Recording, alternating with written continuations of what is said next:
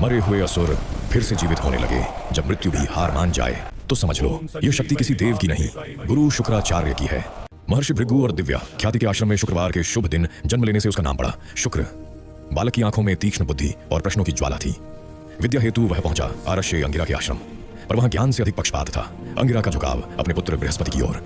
अपमान की अग्नि में तप कर शुक्र ने आश्रम त्याग दिया। उनके चरण पहुंचे आर्षि गौतम के आश्रम, जहां विद्या न्यायपूर्ण थी और शिष्य का मूल्य उसकी मेधा से आंका जाता था। समय बदला, देवताओं और असुरों का संघर्ष उग्र हुआ।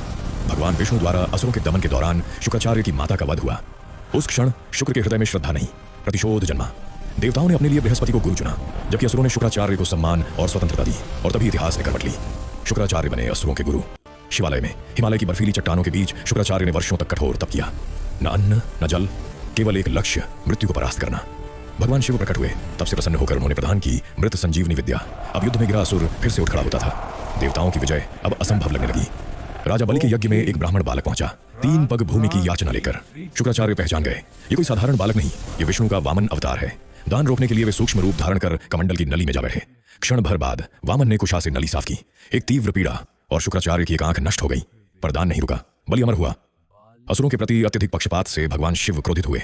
कथा कहती है उन्होंने शुक्राचार्य को निगल लिया। 100 वर्षों तक वे शिव के उदर में रहे। तप, पीड़ा और आत्मबोध के बाद वे शुक्ल रूप में बाहर आए। शिव ने कहा, तुम मेरे पुत्र समान हो, और उन्हें आकाश में शुक्र ग्रह के रूप में स्थान मिला। आज भी ज्योतिष में शुक्र ग्रह भोग विलास, सौंदर्य, कला और ऐश्वर्य का कारक है। शुक्राचार्य की कथा सिखाती है ज्ञान तटस्थ होता है, पर उसका उपयोग इतिहास बदल देता है।